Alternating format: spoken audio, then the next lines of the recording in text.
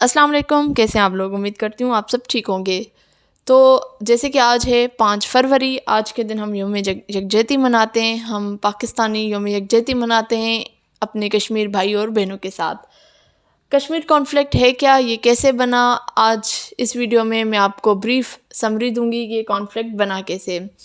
Kashmir conflict, اس کو ہم territorial conflict بھی بولتے ہیں، علاقائی کانفلکٹ ہے جس میں 2 ملک انوالوڈ ہیں، پاکستان اور انڈیا۔ چائنا بھی پلے کر رہا ہے تھرڈ پارٹی رول۔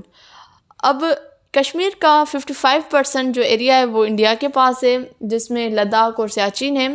لداخ کے اوپر بھی انڈیا اور چائنا کا ڈسپیوٹ چل رہا ہے، اور سیاچن کے اوپر بھی پاکستان اور انڈیا کا ڈسپیوٹ آلریڈی چل رہا ہے۔ پاکستان کے پاس جو کشمیر کا حصہ آیا وہ آیا 35%، جس میں آزاد کشمیر اور گلگت بلتستان شامل ہیں، اور چائنا کے پاس 20% جو ہے کشمیر کا حصہ آیا۔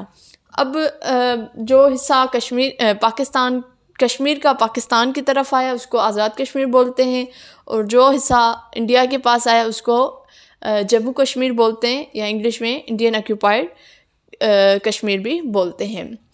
اب یہ مسئلہ یا یہ کانفلکٹ اسٹارٹ کیسے ہوا؟ جب 1947 میں انڈیا اور پاکستان الگ ہوئے تو اس وقت کشمیر جو تھی وہ کشمیر جو اسٹیٹ تھی وہ پریسنٹلی اسٹیٹ تھی، اور اس وقت وہاں کے جو مہاراجا تھے سر ہری سنگھ تھے۔ تو برٹش نے چوائس رکھی، 3 چوائسز رکھی کہ یا تو کشمیر جو ہے وہ انڈیا کو جوائن کرے، یا تو کشمیر پاکستان کو جوائن کرے، یا جو ہے وہ جو ہے انڈیپینڈنٹ جو ہے آزاد اسٹیٹ رہے۔ سر ہری سنگھ چونکہ وہ ہندو تھے، لیکن کشمیر کی جو 75 to 80% پاپولیشن تھی وہ مسلمانوں کی تھی، تو فیصلہ کرنا تھوڑا مشکل تھا۔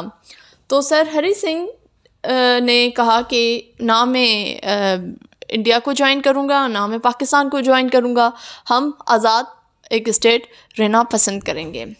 لیکن اور اس لیے انہوں نے نہ پاکستان کے اس پہ سائن کیا، نہ انڈیا کے اس پہ سائن کیا۔ اب ہوا یہ کہ اس وقت پاکستان کا ایریا تھا NWFP، وہاں سے جو ابھی کا خیبر پختونخوا ہے، وہاں کے کچھ پشتون ٹرائبس جو تھے وہ کشمیر میں آ گئے، اور ایک جو لفظ یوز ہوتا ہے ڈفرینٹ بکس میں وہ ہے ریبیلڈ کا ورڈ، یعنی بغاوت۔ تو وہ مسلمانوں کی طرف سے ایک اشارہ کہ مسلمان کوئی بغاوت کر رہے ہیں۔ تو خیر سر ہری سنگھ کو یہ ہوا کہ ان کو فکر ہونے لگی کہ شاید میری جان کو خطرہ ہے، تو انہوں نے نہرو کو انڈیا میں نہرو کی طرف ایک لیٹر لکھا کہ جی مجھے جو ہے بچایا جائے اور میری جان کو خطرہ ہے۔ تو نہرو نے موقع کا فائدہ اٹھایا اور انہوں نے کہا کہ ہماری ایک شرط ہے، ہم ضرور آپ کو بچائیں گے، لیکن آپ سائن کریں کہ آپ جو ہیں جوائن کر رہے ہیں، یعنی کشمیر جوائن کر رہا ہے انڈیا کو۔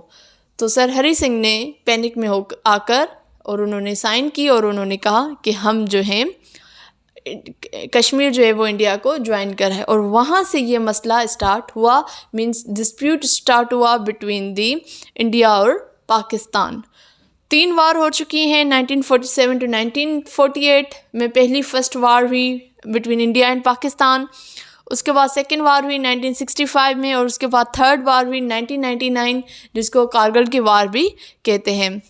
اب 1948 to 1949 میں جب یہ مسئلہ ظاہر سی بات ہے 1947 to 1948 میں جب پہلی جنگ ہوئی پاکستان اور انڈیا کی، تو 1948 to 1949 میں UN نے انٹروین کیا، اور انٹروین اس طریقے سے کیا کہ انہوں نے کہا ایک سیز فائر انہوں نے کروایا 1949 میں بٹوین انڈیا اور پاکستان، اور انہوں نے کہا کہ کیوں نہ ہم جو ہے ایک ٹرم جو ہے آپ سنیں گے، یا آپ نے اگر کشمیر اور انڈیا کشمیر کے اوپر اگر آپ نے بکس پڑھی ہیں تو وہاں پہ ایک لفظ یوز ہوتا ہے پلیبیسائڈس۔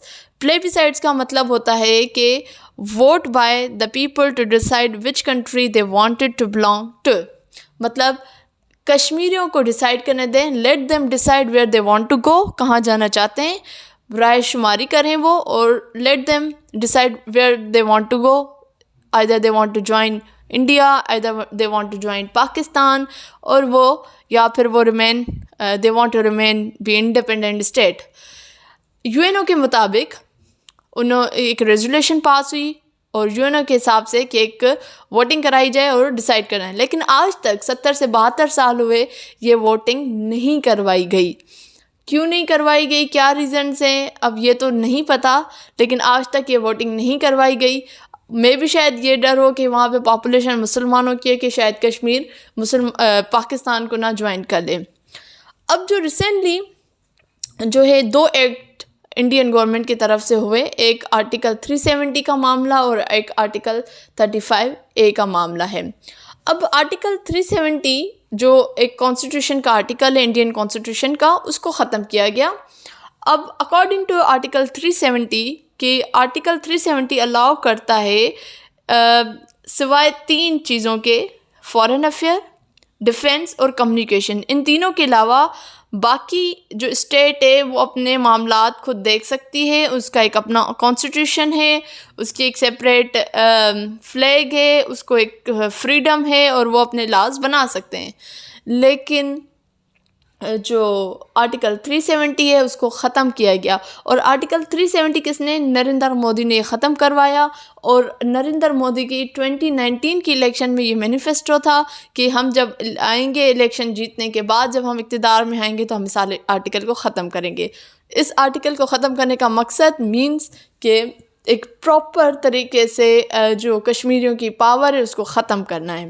اس کے بعد آرٹیکل 35A، اب 35A کا مطلب کیا تھا، اس کا مطلب یہ تھا کہ کشمیر گورنمنٹ ڈیسائیڈ کرے گی کہ کون جو بندے ہیں یا کون جو ہیں وہ پرماننٹ ریزیڈنٹ ہیں کشمیر کے، پھر ان کو الاؤ کیا جائے گا کہ وہ وہاں کی پراپرٹی کو سیل وغیرہ کر سکتے ہیں اور وہاں پہ لین دین کر سکتے ہیں۔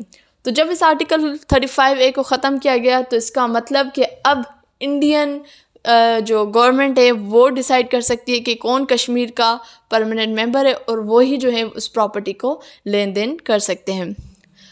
اس مسئلے کو مطلب اس آرٹیکل 370 اور 35A کو ختم کرنے کے بعد اب سمجھیں کہ دوبارہ کشمیریوں کے اوپر ایک انڈیا نے ظلم ڈھا لیا ہے۔